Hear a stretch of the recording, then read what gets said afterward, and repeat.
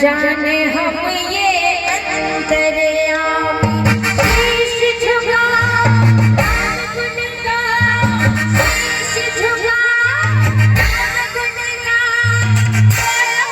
विष्णु के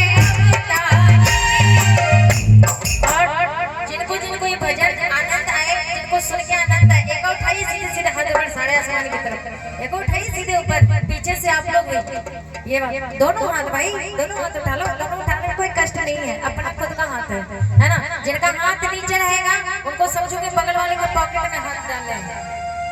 नाम बता दे। जोगेंद्र, अच्छा, और ये धमौल, और ये जोगेंद्र प्रसाद जी धमौल के रहने वाले हैं। उनकी तरफ से 501 रुपए का अरदास भैया रानी हमेशा इनकी झोली बने रखे। एक उठाइए सीधे सीधे हाथ ऊपर सारे लोग मिलके और ताली लगा के करें क्या राम जी की निकली सब